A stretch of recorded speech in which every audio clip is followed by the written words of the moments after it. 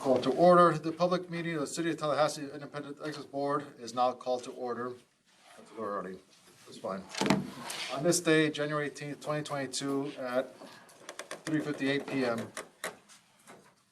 The board members are present here at City Hall along with members of the public.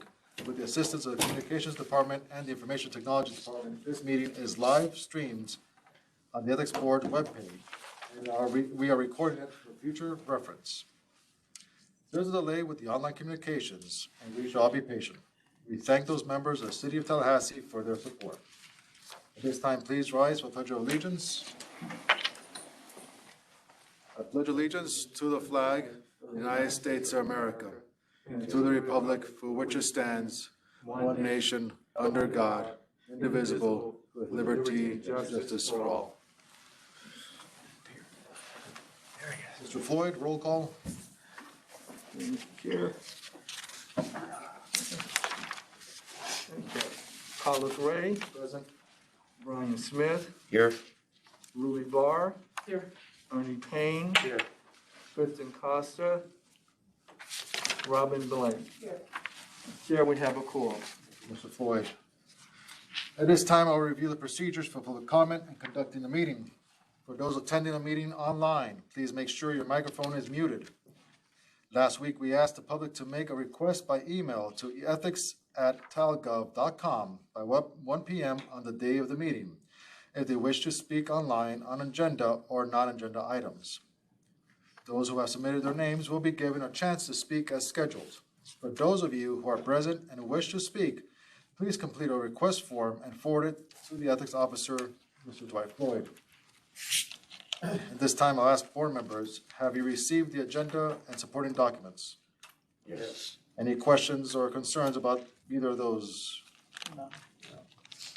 This time, I'd like to move forward with the approval of the minutes of December 14th, 2021. Any edits or comments on the minutes for December 14th, 2021?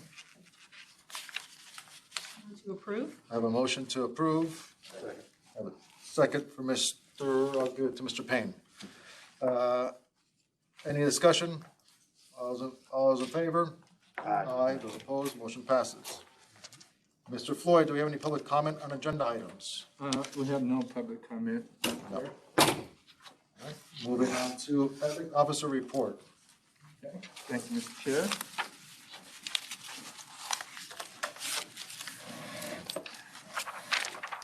It's been very busy.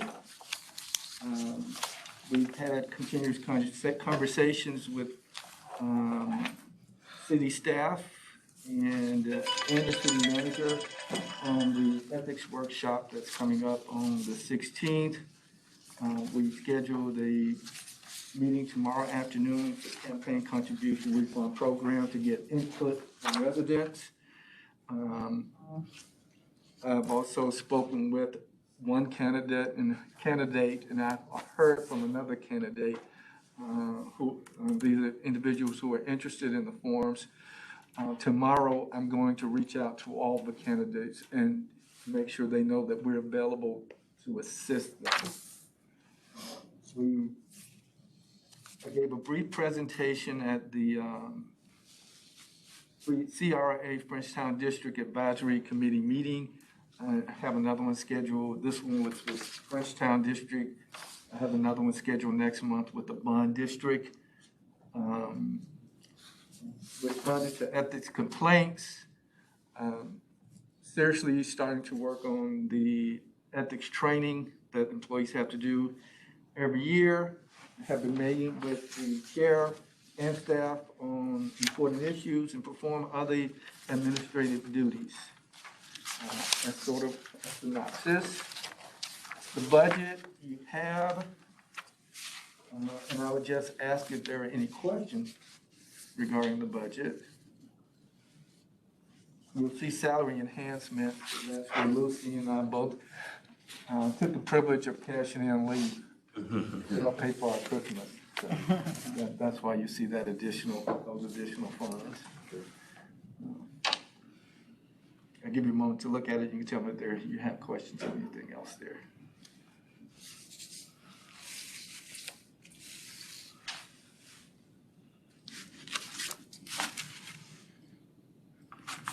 If not, on the monthly report, I received 3 calls. 2 were actually traffic stops, and I referred them to Inspector General. There was a 3rd call. I was unable to return the call because I could not understand the full numbers when the person gave their phone number.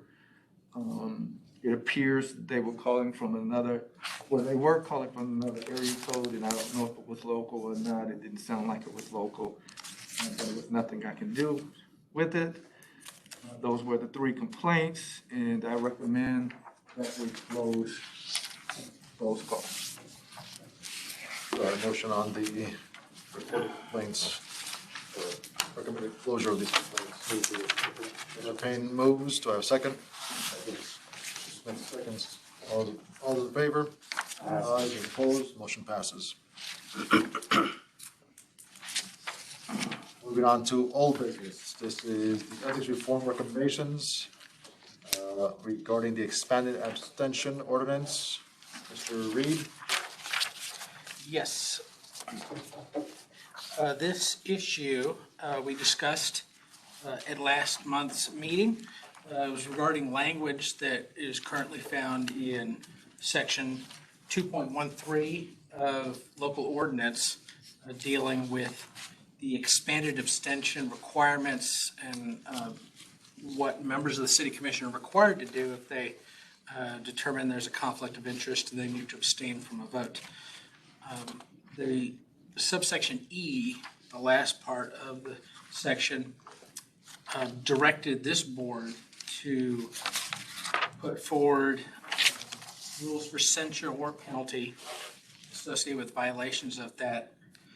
It said paragraph, but it meant section. I provided a little legislative history to show that this language actually precedes the creation of this board. There was an ethics code and an ethics officer created before the vote in November 2014. This survived that. And then in 2019, when we did a rewrite of the ethics code, this provision was, I think it was in another section, but we kept it unchanged from how it was originally adopted. So the question the other day was, one, can this board be directed by ordinance to do something? Does that violate the thought that we're an independent board? I didn't address that because I didn't feel it was necessary. I felt that the requirement that penalties be established for violations of the ethics code, which this provision falls under, has already been done when we proposed the massive rewrite in 2019. So I found this language to be moot. As far as whether it be removed from the ordinance, I don't think there's anything that requires it to be removed. I think it'd probably be better just to let dogs lie and just leave it there. At this point, I don't think it has any effect. That's my conclusion. Any questions from the board on this matter? Memo? No. Thank you, Mr. Reed, on that summary. Moving on to the ethics reform recommendations. The lifetime ban on vendors convicted of certain crimes and whistleblower protections. This will be presented by Mr. Floyd and Mr. Reed. Thank you, Mr. Chair. And this one, we were asked to get an answer to a question and bring it back to the board. Citizens expressed concern that felons with served time could come back and serve time for a financial crime such as embezzling, could come back after serving that time and pick up where they left off, more or less. And that was a serious concern. As I shared at the last meeting, there's a purchasing manual where this is addressed. It allows for suspension and disbarment. Suspension is action that will be taken immediately if necessary, and then disbarment follows that.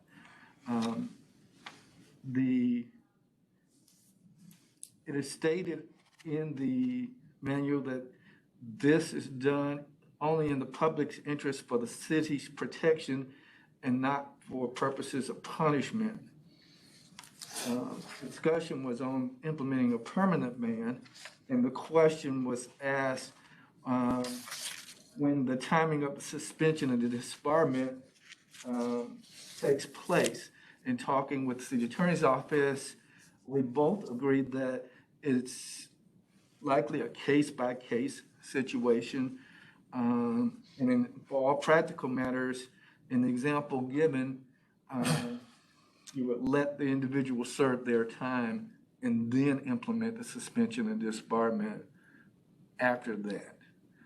So if somebody was serving, say, 4 years in prison, then they came out, and then they were disbarred for 3 years, then you'd be talking about 7 years between when they committed the act and when they would potentially be able to do business with the city again. With regard to making it permanent, Attorney Tolman, who's here today, briefly mentioned that may be a constitutional issue, and I would say that that's probably why you see with the state as well as with the government, it's never permanent. So I don't see expanding. This seems, what they have seems to be good. Chair, may I add, You're want to recognized. speak? Yes, you're recognized. So Mr. Floyd and I spoke late last week, and I had not had an opportunity to speak to the Director of Procurement. She was unavailable, but I did speak to her today. So if I could just add on to just a little bit, I think this might help the board understand this issue. So she did agree that it would probably be on a case-by-case basis. She also agreed that she could not see a situation where there would be a permanent ban. She has extensive history with the state procurement process. And she told me two things. One is that if they do something called a SAMS check for every procurement, and she said if a vendor is on the federal or state debarment list, they will honor that. They will also not contract with that vendor. And she said also that they do, that part of the procurement process is a form called the Responsible Vendor Form, and it's a 10-year look back and asks questions like, have you been subject to a revocation, suspension, disbarment, formal monitoring, part of an indictment? Have you had a government contract terminated for cause, convicted of a crime related to governmental or non-governmental contracting, and et cetera. So I think both of those, the fact that they check the list and also that they do this separate 10-year look back, probably address the questions that you've raised about banning. She felt like it would be done on a case-by-case basis depending on the nature of the conviction, the timing of the prison sentence. But again, she also agreed that she did not foresee a situation where there would ever be a permanent ban. So that maybe would help with your discussion. Just to understand the process, who will make the decision to disbar? Will it be the commission, or will it be done at an administrative level? It's done at the administrative level by the procurement department. We currently don't, they have not gone through that process. So I think they are likely to do so going forward here. But there is, as you know, there's an administrative, you can't just bar somebody. There has to be some sort of opportunity to be heard and defended before you get on that list. So, and apparently there's a process at the federal level, state level, and our procurement manual has one as well. So, anyway, I think if there's any further questions, I can bring them back to Veronica and bring them to you next month. But I thought that might be helpful information. It is. Thank you. Any questions from the board on this matter? Any questions, future questions, or anything you want to answer that you feel has not been addressed? Thank you, Mr. Floyd. Thank you for the assistance. Sure. Okay. Moving on to whistleblower protection. Okay. Memo. So this is the issue we've been discussing for quite some time over whistleblower and how we fit into the whole equation. I know we originally, when we first discussed this, the city had no ordinance establishing procedures or designating an appropriate local official, and we talked about what if something were to fall under the provisions of the whistleblower, and also allege a violation of the ethics code. Since then, in July of 2020, the City Commission has adopted extensive ordinances that lays out procedures for whistleblower complaints that are made to the city and explicitly designates the Inspector General as the appropriate local official. So I think at the meeting we had last time, question was if it is an ethics complaint, would that provide grounds for whistleblower protection? It's complicated because sometimes, but not as far as what our duties are on how to carry them out. And I think, I want to stress this case out of Miami, which in 2016, which is quite interesting. But the issue of who is the appropriate local representative.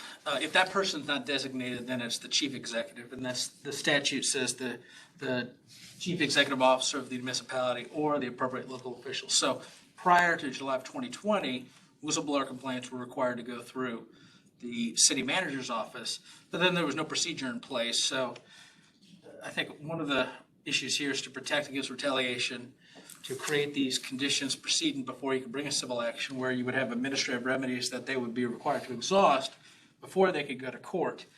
Now that this ordinance has been adopted by the City Commission, there are these administrative remedies that one could seek if they want to make a whistleblower complaint. Now, whistleblower, there's only specific things you could, information that you could offer that grants you whistleblower protection. There's the violation or suspected violation of federal, state, or local law, rule, or regulation, which presents a substantial and specific danger to the public's health, safety, or welfare. I don't know if anything that we address would ever fall into that category. The one where we may see some overlap is the next. Is this any act or suspected act of gross mismanagement, malfeasance, misfeasance, gross waste of public funds, suspected actual Medicaid fraud or abuse, or gross neglect of duty committed by an employer, agent of the agency, or independent contractor. So the scenario could be a situation where somebody could commit an act that would be considered, if true, a violation of the misuse of public position and also rise to the level of malfeasance or misfeasance. So there could be an area where both the Inspector General's office and this board would have jurisdiction. So the question would be who gets it? And I think really at this point, and we discussed this previously, is that I think both boards would just run independent, or both offices, this board and that office would run independently. And we are bound to confidentiality under 112.324, and then they're bound to confidentiality under 112.3187. So there are protections built in. As far as who designates the appropriate local official, I know there were some questions, and I know our friends in the coalition had pointed to a case where the Hillsborough Transit Authority appointed itself as the appropriate local official. There was an argument that this board had that authority to do so. I find here that this board does not have the authority. The Hillsborough Transit Authority is a separate political body, and its board of directors is its policy decision makers. We are within the city, we fall under the charter, so the policy decision makers for the city rest solely with the City Commission. So any decision to appoint anyone, the appropriate local official, rests with the City Commission. And at this point, they have designated that to be solely the Inspector General.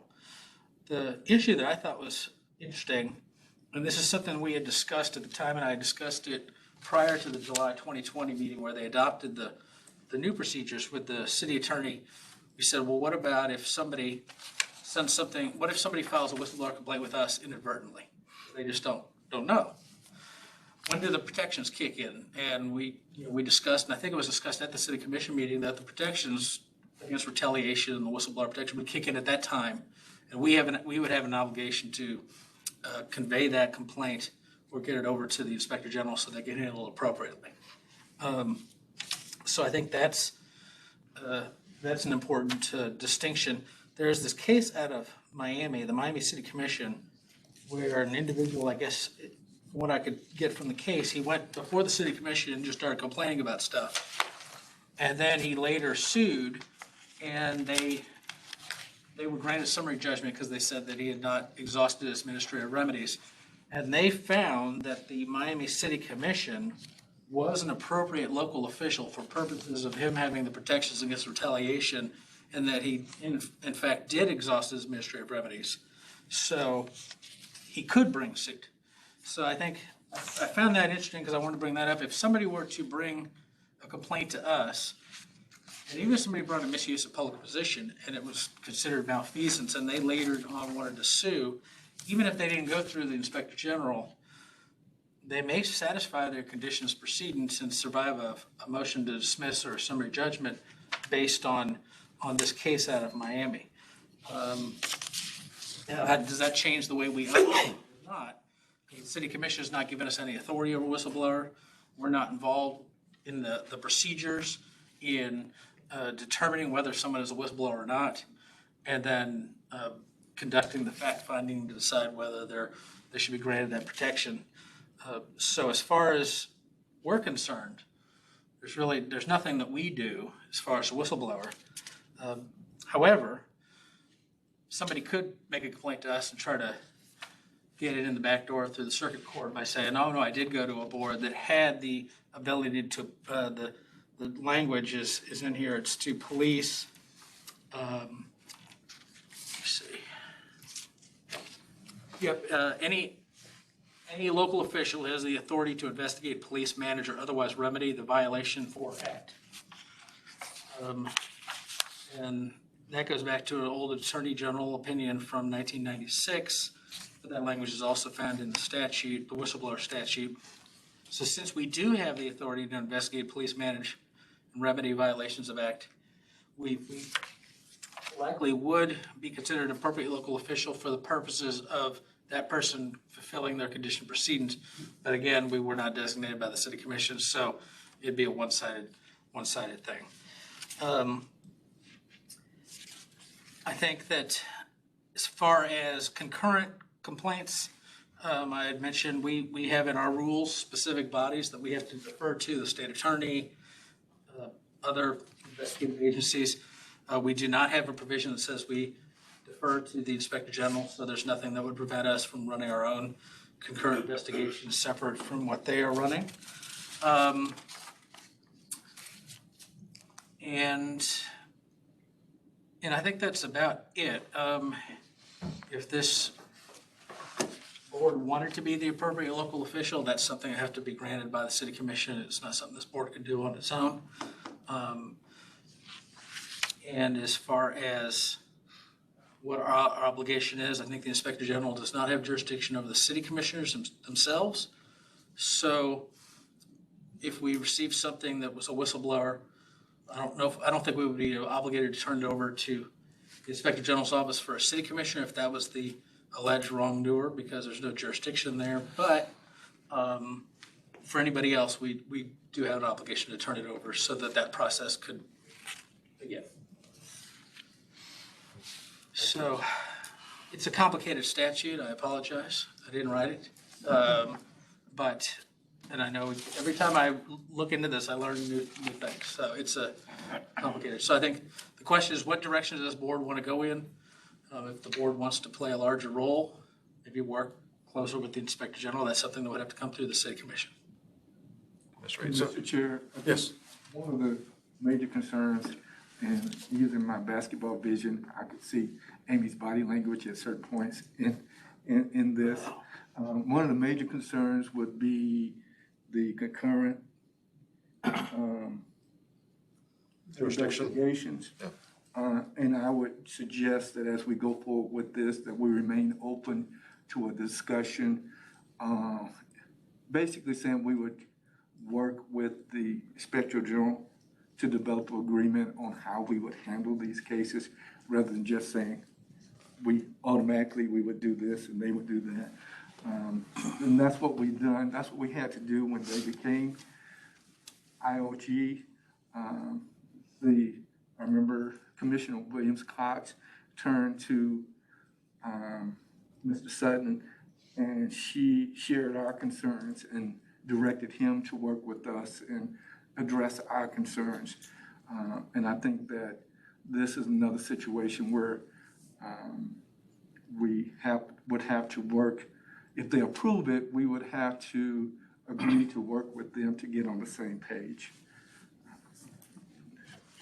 And as far as thank you, Mr. Reed and Mr. Floyd, on this work, the question comes down to what is the benefit of having us, this board, have whistleblower protection is we can afford individuals to bring complaints, especially against commissioners, confidentiality, not only during investigation, because we have that right now, but even after investigation is concluded, we can still maintain confidentiality, and also they have retaliation protection in case anything's brought against them. Other thing that may come out of us, if the board wants to pursue being an appropriate local official, which I would support that ask of the commission, I think it'll be beneficial to us and also the commission in general to have us designate a local official, because one of the things we can do away with, in my opinion, is anonymous complaints. The reason we have anonymous complaints now is to afford individuals who feel that they may be victim of retaliation, especially if they're current employees here, an avenue to bring a complaint to us and we can investigate it that way. But if we are designated a local official, there is no need anymore for anonymous complaints, especially for local, for employees of the city, because they'll be afforded protection of the whistleblower protection. If I'm not mistaken in that understanding, that'll be the benefit of us having that.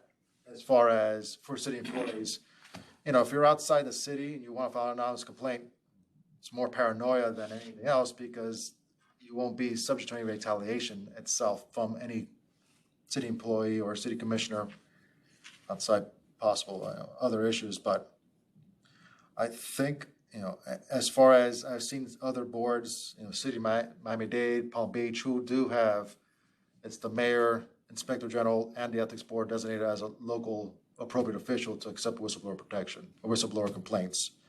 So it's not out of the ordinary to be designated for having two local officials designated as to accept whistleblower protection, whistleblower complaints. So I know this has been an issue since I got on this board about 3 or 4 years ago about whistleblower protection. I think at this point, I would support, as a chairman, the ask of the commission to designate us as an appropriate local official and have them make the decision at this point, because let's not cut ourselves off at this point and say, look, I think it's beneficial to the board and beneficial to the commission in the long run. And like I said, the Inspector General doesn't have oversight of the commissioners, so any complaint filed against the commissioners themselves at this point will have no whistleblower protection at all, because they don't have any means of bringing a complaint. We're the only avenue to bring a complaint against the commissioners. But at that, I'll open up to the board for discussion. Mr. Payne? Thank you, Mr. Chair. I wanted to make the board aware of conversations that I've had with the Inspector General relating to this. And it began when I was sitting at the City Commission meeting last month, I believe. Mr. Sutton was giving a report to the City Commission regarding relating to whistleblower, and the mayor asked him, why are these issues not going to the Independent Ethics Board rather than the Inspector General's office? And his first response was that relating to the statutory definition of what's covered, and saying that we don't deal with anything relating to malfeasance, misfeasance, gross mismanagement. And then the mayor said, isn't it true that the Independent Ethics Board only has jurisdiction over about 200 people? And I heard that, and I immediately emailed Mr. Floyd and said, something is wrong here.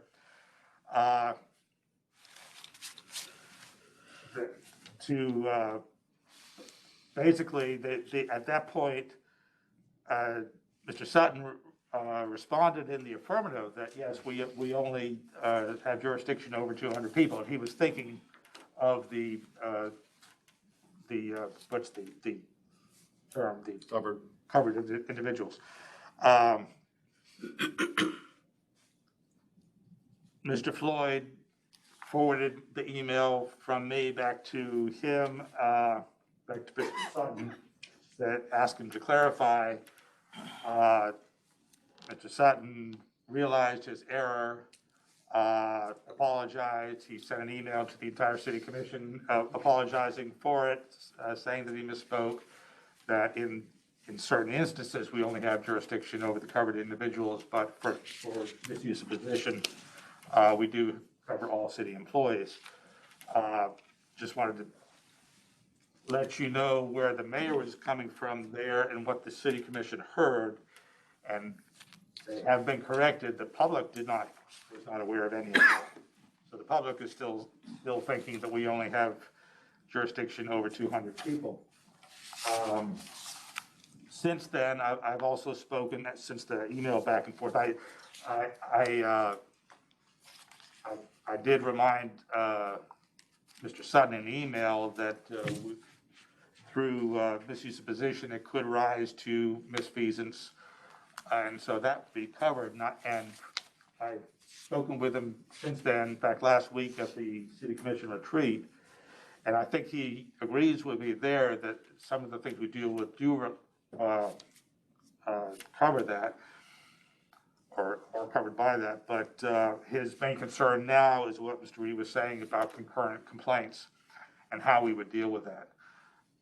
So I just wanted to make you all aware of that. I agree with you that whistleblower protection is important, and it's primarily important that the public knows about it, because that's the whole point of it, that it will allow people to come forward with complaints.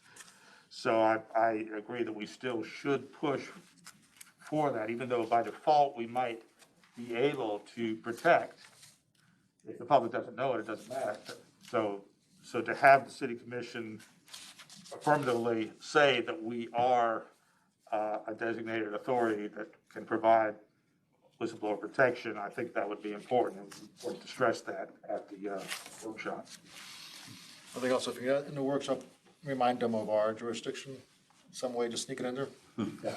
So remind it again, and it's out there in the public to remind it. We have jurisdiction, the distinction there. Thank you, Mr. Payne.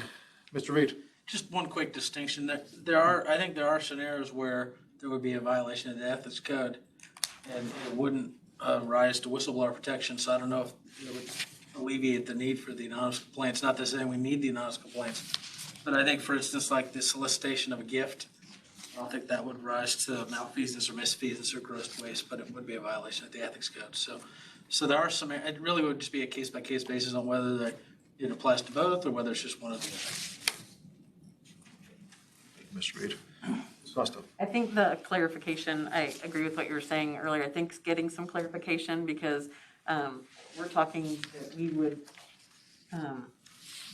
definitely direct them to the Inspector General's office, but we don't know if the same would be brought back to us. So to have a little bit more delineation and some more definitive direction, I think is important, because we may not all be sitting on the board the next time something does come across. And so to have it actually written and not just what we think or feel, I think is pretty important. So I do agree with what you're saying. I do think to have it laid out a little bit more and give us another opportunity to be an entity, because like you said, I mean, the whole reason, and actually the mayor says it in his letter back to us, which I thought was nicely put, is that the goal of this board in particular is to give people an opportunity to come forward with whatever it may be, a complaint, a whistleblower need, so that we are here as an option for them. And so to just add us as another option on paper, I think would be pretty important. Mr. Reed, I have a Ms. Bank? question. So if we play out these two confidentialities, that we've got one and then the IG has one, if we're super strict about it, it's possible that the two entities could have full-blown investigations of the same set of facts from the same person, and one would never know about the other. I mean, that's a possibility in the way that the confidentialities are written. So if we also had the ability to screen whistleblower complaints and provide whistleblower protection, then would that mean that we could talk to the IG about those sorts of issues and open up that communication? I believe, from my experience working with in Medicaid fraud and confidentiality in those kind of cases, I think, and especially in elections as well, if you're sharing information, and I have to look at the whistleblower protection statute itself, but if you're sharing information for the purpose of investigation with another entity, especially one who's going to assist in the investigation itself, I think that's allowed, but we'll verify that. But I think that kind of communication between two entities that are pretty much enforcing the same regulation will be allowed. That could be another benefit. There's, if I may, I think it's Attorney General Opinion 2010-48, which they have an Inspector General and an Ethics Commission, but it's written in where they actually work together, and they ask, well, can we go back and forth? And the Attorney General, which is not binding, it's just an opinion, said you can. But as far as any case law, I don't know any case law on that issue, but I think an Attorney General's opinion is better than nothing. Could we possibly just try like interagency agreement? Yeah. Which is if we are approved as a whistleblower protection, as a recognized local official, appropriate local official, we can enter into an interagency agreement between us and Inspector General, discussing our roles and responsibilities and how we'll share information if there's any issue there that we could cross over, and that we can delineate the responsibility of each agency itself. That's something we can discuss that once we are approved as a local appropriate official, but we gotta work with them. I think the workshop, depending on how the commission goes on this issue, we'll have to set up a meeting, at least the three of us with the Inspector General, to discuss what our positions are as a board and how we'd like to move forward on this matter. I was just going to say, as a follow-up with that, thinking about that further, if we were running two concurrent investigations, I think it is more important that we could share information, because if not, what if we came to two totally different things? So in order to share and maybe have similar pathways so that we're not, again, one person's imposing and the other person is not imposing something. Mr. Reed. Another issue I think is important to consider, like I said, you can go down a rabbit hole all day long with this issue, but is the confidentiality. When does the confidentiality end? And for us, it's a probable cause. Whether we find probable cause or find no probable cause, we are required under 112.324 to make that a public record. What if that exact issue is being investigated by an Inspector General, still bound to its confidentiality under 112.3187? So I think that would provide, I think, a good argument on why maybe something that gets just the two departments talking to one another, so we're not stepping on each other's toes and we're not inadvertently violating the whistleblower statute. That sounds good. What John just said is where it leaves me a little cross-eyed. Because I was thinking that if it's whistleblower protection, you never expose it. You don't reveal the identity of the whistleblower, right? Right. It's very, very strict confidentiality rules on the whistleblower, much stricter than what we have. I think it's a criminal So how would that, penalty. because you just said we're obligated to expose it, but isn't it just the opposite with whistleblower, that you're obligated not to expose it? We're not, right now, we can't extend that protection to anybody. So if they file complaints with us, Inspector General, and we're not aware that the Inspector General is doing that, we conduct our investigation, we'll have to release their name after we've either found or not found probable cause. So we wouldn't be in violation on our side, but it would impact the actual complainant himself if he's filed with something with the Inspector General. So I don't think we'll be in violation, because we're obligation on 119 is, we met our obligation on 119. We have no other obligation to keep that confidential. We have no authority to keep it confidential. So we'll have to release that information, so that complaint, unbeknownst to him, he's exposed himself because he filed a complaint with both of us. I think Mr. Reed makes a point, it'll be beneficial for the city and for the employees that we both are designated appropriate local officials, because somebody out there may not be aware that they filed a complaint with us, they don't have that confidentiality extended to them. So, any other questions, comments on this matter? Mr. Reed? One other, I think it was asked about what happens if they get an ethics complaint. What do they do? It is in the authority. They have, where I just lost it. Yeah, it's section 2-80, subsection 13. It says, upon becoming aware of a potential violation of a city ethics code or state ethics law, notify the ethics officer. Period. And then we have the same responsibility. Question is, how do we look at every issue through the lens of not only the violation of the ethics code, but now we have to look at it through the whistleblower lens as well, and just proactively say, okay, you've argued misuse of position, you filed a complaint on misuse of position, but we're going to go ahead and just say this is also malfeasance, an allegation of malfeasance. So now we're going to expand that, and that's like a greater cooperation between the two offices would probably be beneficial in that regard. Any further comments? Ask the board. Would the board wish to move forward with the request to the commission? At least, Mr. Porter, we were ready to present this for the workshop. I think the ask at the workshop. Yes, we can. Okay. Would the board like to move forward with an ask or request the city commission consider us a appropriate local official for the purposes of whistleblower protection? Is there a motion on that? I would move for that. Mr. Payne moves, Mr. Costa seconds. Any discussion? All those in favor? Aye. Those opposed, motion passes. Okay, so we'll go ahead and include that in our workshop, which is the next item Yes, on the agenda. yes, sir. The workshop is scheduled for February 16th. I believe it was 10 to 12. I actually, I've been in discussion with city staff, spoke with the city manager today, talking with them about the format. I thought it important that we not be subject to public comment, and that we be separate from public comment in presenting our recommendations. And there seems to be an agreement with that. The other side of that, though, is that no board members should speak during public comment, but we have to be one voice from whoever the board designates to speak on its behalf, and that's it.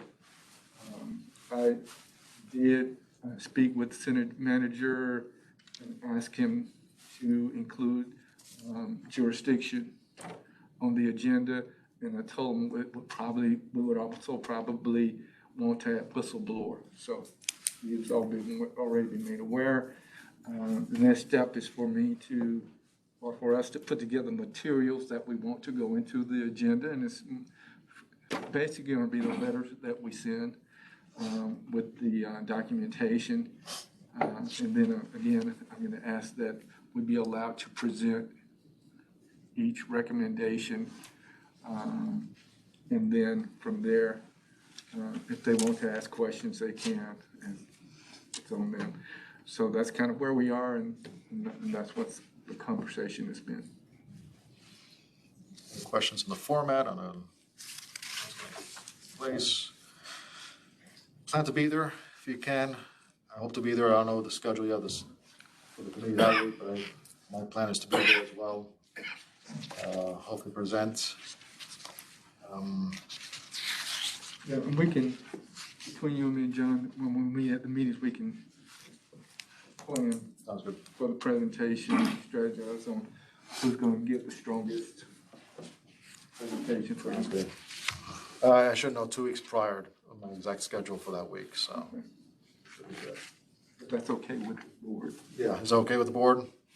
Us 3 wise men right here? I agree that you should be the spokesperson if, for for some reason you can't be there, should we nominate somebody else? Okay, Mr. Smith, Can you be there? Yes. Okay, Mr. Smith. But I should know, yeah, I should know by 2 weeks before if I'll be there or not. Thank you, Mr. Payne. Thank you, Mr. Smith, for No problem. accepting it. Volunteering. All right, any more comments, any questions, any issues, ideas? Nothing? Mr. Payne? we may be jumping ahead, but we'll mention the extended jurisdiction issue to be included in the workshop. And I wanted to be sure that that is part of that. I'm not sure if we've actually voted on that or not, but. We'll discuss, yeah, it's gonna come up in number 11, we'll discuss that, as far as what the position of the board should be. Should be. But we'll get there. Okay. Number 9, advisory opinions. We have 2? We have 1. We have 1, okay. This is first one of the year, 2022-01. Okay. This is free conference passes from city vendor to covered individual procurement employee. In this case,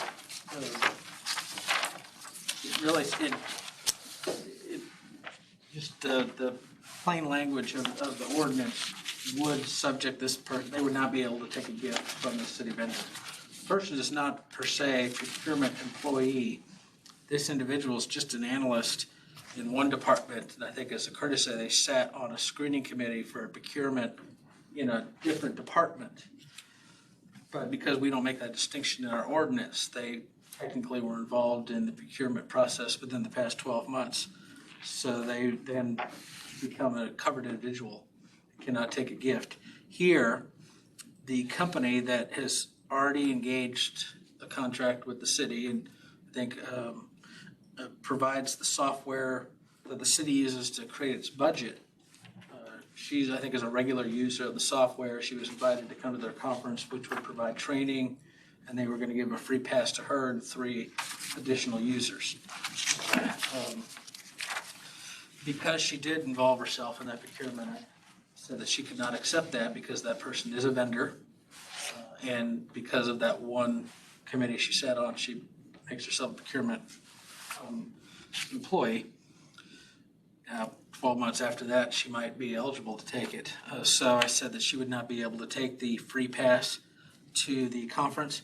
As far as the 3 additional users, if they offered it to those 3 individuals separately and they were not procurement officers or engaged in any procurement, then they would be free to do so. But if it was simply offered to those 3 through her as a conduit, it would still be a gift to her and it would be prohibited.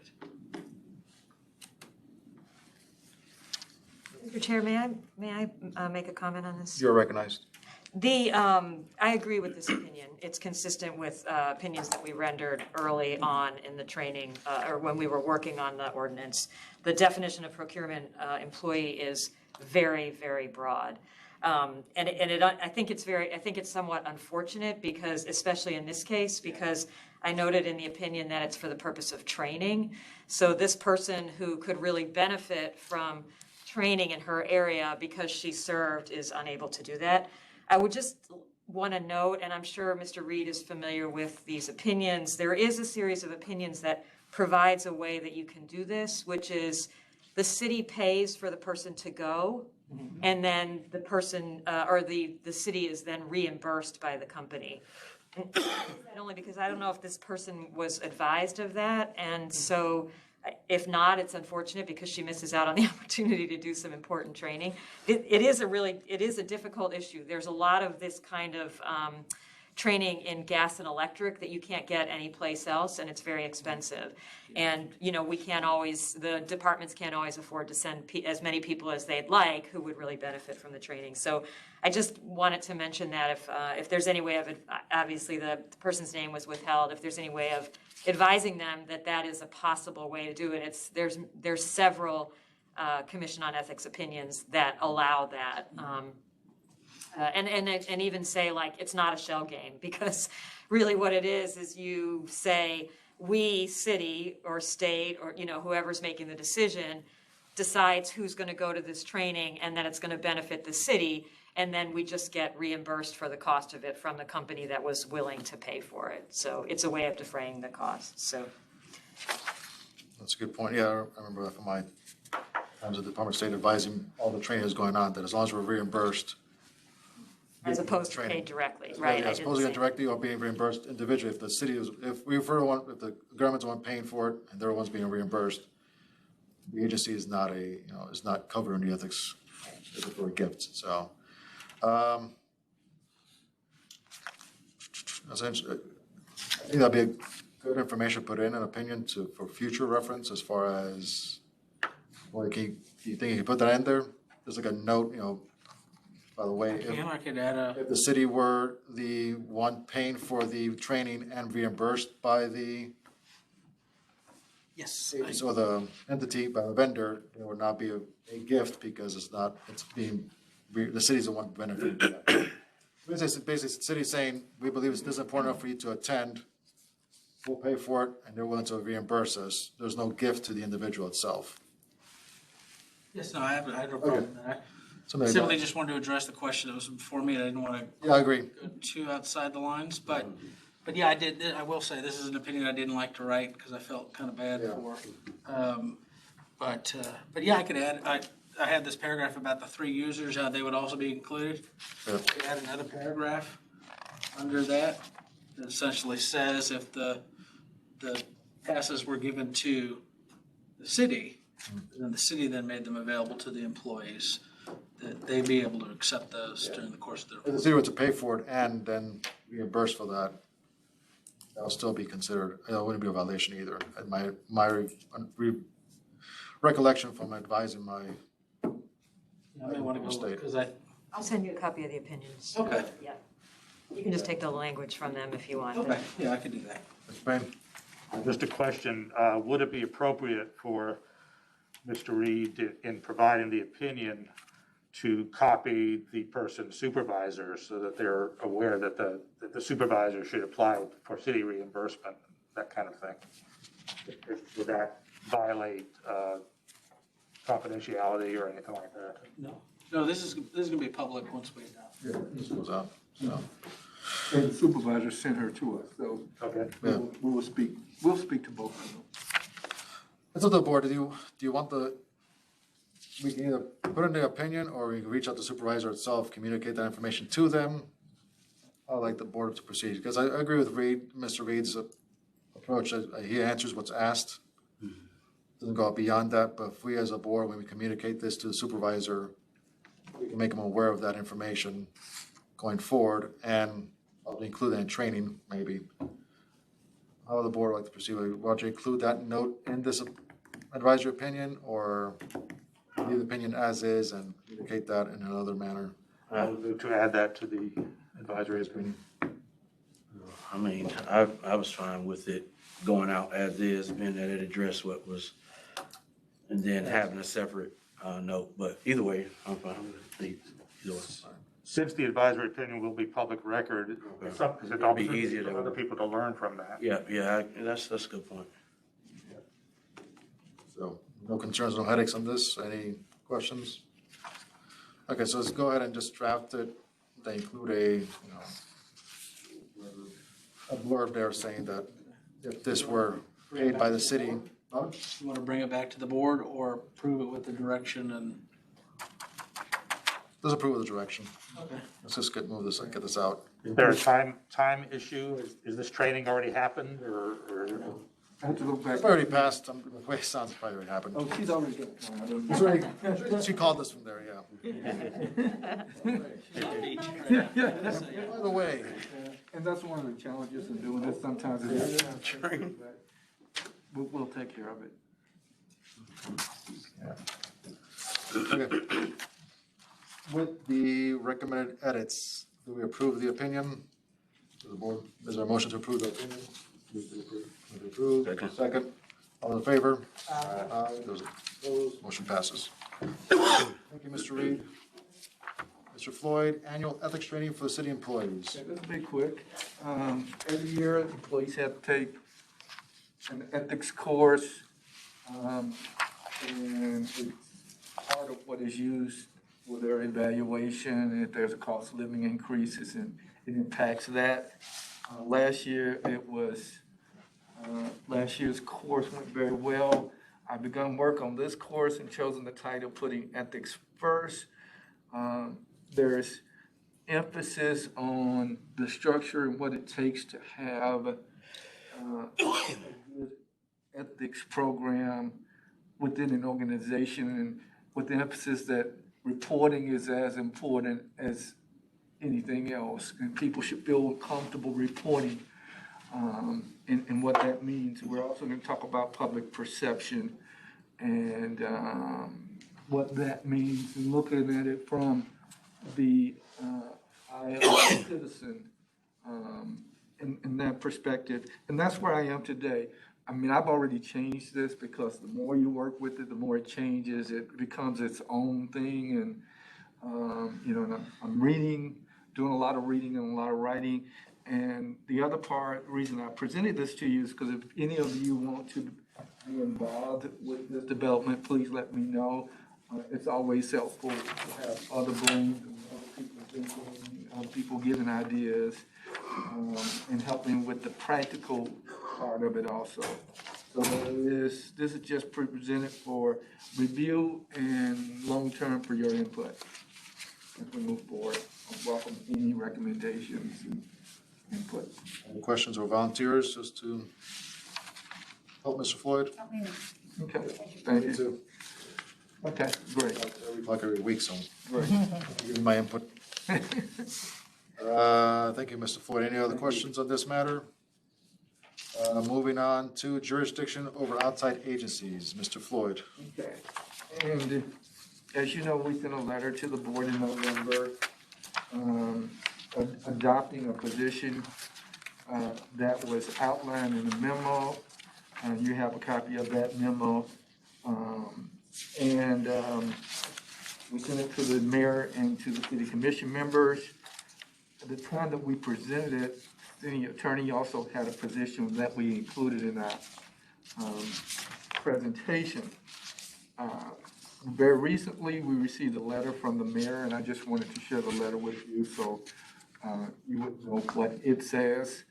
We have asked that this be included in the ethics workshop, and they're in agreement. There's no issue there, so it will be included in the ethics workshop for us to discuss this. And I hope you're just to bring you up to speed. And Mr. Floyd, thank you for the work on this. I agree to be clear on the workshop. Regardless, I'm just taking my position of the board, regardless of the outcome. As far as if they take no action, they may not take any action. If they take no action, I think the board continues to proceed the way it's done in the past. And I think the mayor alludes to that in his letter that when a city commissioner sits on a board as a result of him being a city commissioner, which includes the CRA with blueprints, I don't think our jurisdiction stops because he sits on the dais on a different board. So, and at this point, if there's no action taken by the city, we've addressed that in our letter. We'll consider any complaints that are brought to us against the city commissioner if they're sitting on CRA blueprint and review that matter as a board. And probable cause is found, then it's up to them to argue that we have jurisdiction at that time. Because it's not clear in their ordinance whether or not we do it or not. So my position is to continue as we've done in the past, that regardless of where a city commissioner sits, if they're sitting there as a public officer of the city, then our jurisdiction doesn't stop. We still have oversight of their activities on those boards as well. I don't know if we need an official vote on that or motion, but that's my position on that. Mr. Payne.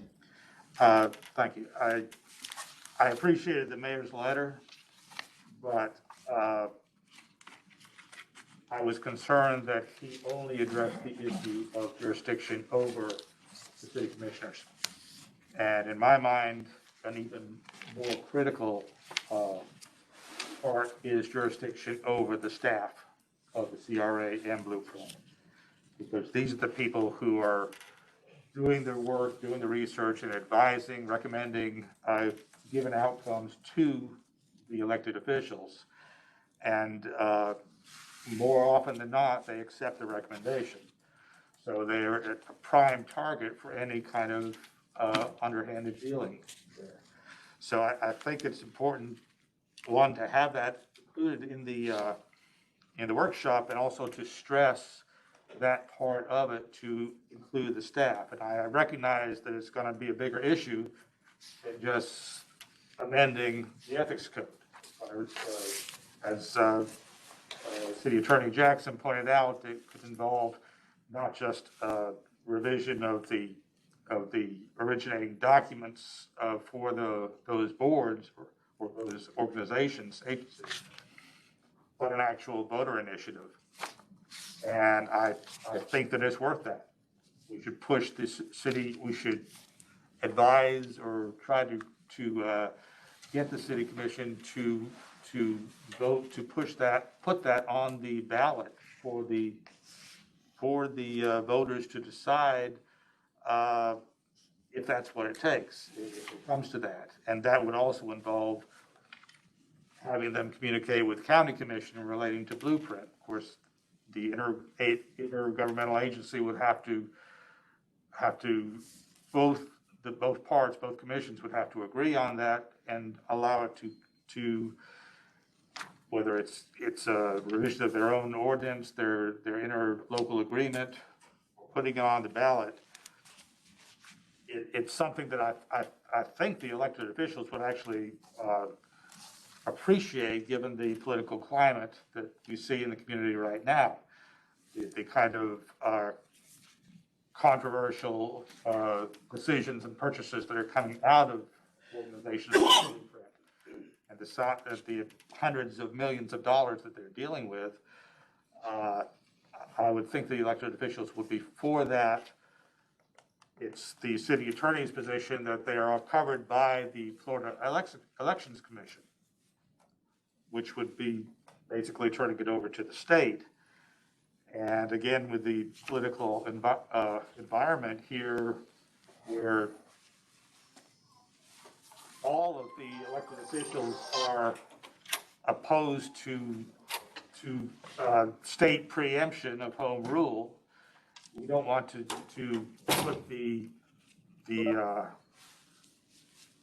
issue of ethics code adherence or violation to the state when the city has lauded the best ethics code in the state right here in Tallahassee. So I think it's an important issue to present, and I think that a lot of the elected officials would agree with me there, and I think the voters would too.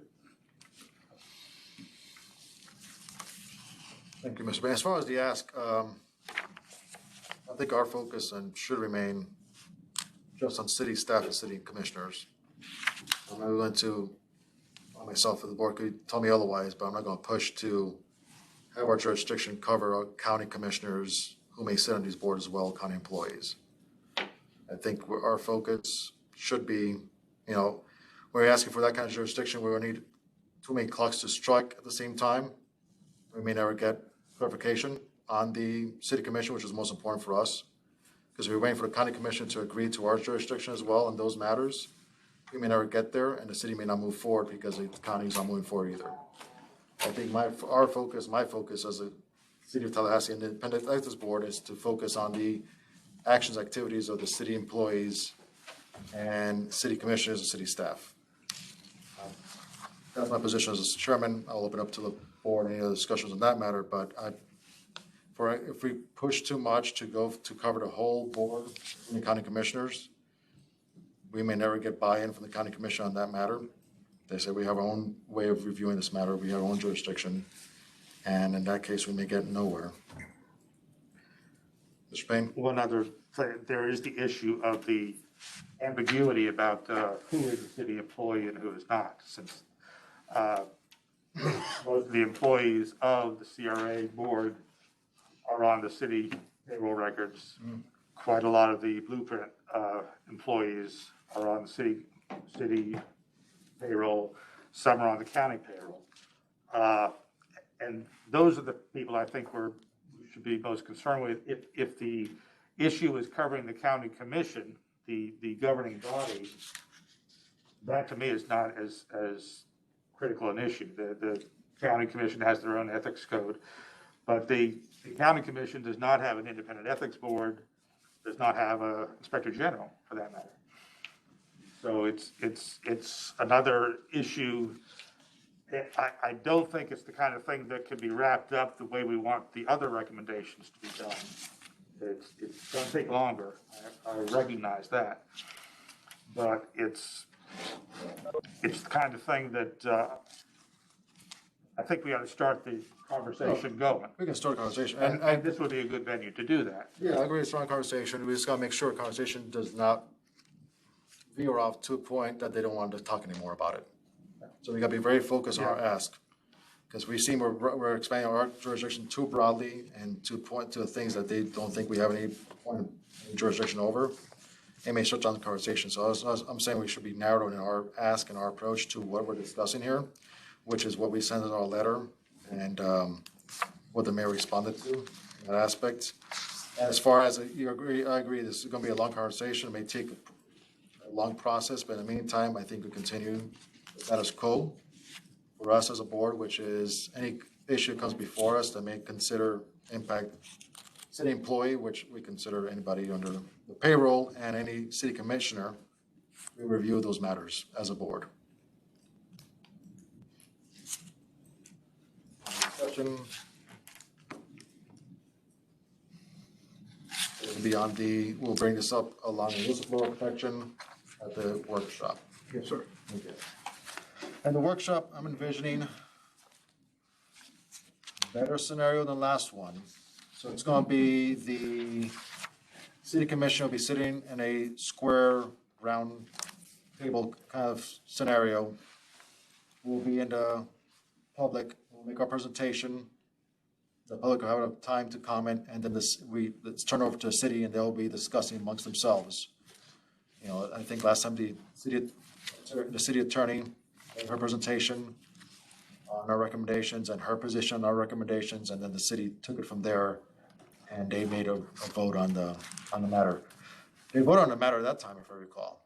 At the time of the workshop, we had to approve our recommendations, if I'm not mistaken. Is that right, Mr. Reed? Do you recall, did they vote there, or did they take it up in the next commission meeting? You know, if it's a workshop, they're not permitted to take. Okay, so they just make a presentation there, Yeah, they pose questions. pose questions, and then they'll go to the, Come back to a following meeting. okay. I was there, I was at the table. They did tell us which way to go on each. We went point by point through each provision, So then, and then we brought back what they recommended. They'll provide direction. okay, so there are directions to staff, and then in the next meeting, they'll vote on the actual recommendations? Yes. Okay, that works. I do want to, point out that at that previous workshop, they ended up voting for even additional items beyond what we recommended. Yeah. And it was a good give and take that they did that. Yeah, the actual, when they got to that portion of the meeting, yes, it was very good. Presentation, good overview, good discussion. So, okay, that's good to know. Any other questions on the process of the workshop, what's going to take place? Whole bureaucratic meeting, that's all I asked for. Public comments on non-agenda items. No public comments. Member discussions on future items. Anything you want the staff to look into, investigate, review, discuss, ponder? No? Any directives? What's the difference between what's the difference between 13 and 14? All right. Ms. Costa moves, Mr. Smith seconds that we adjourn this meeting.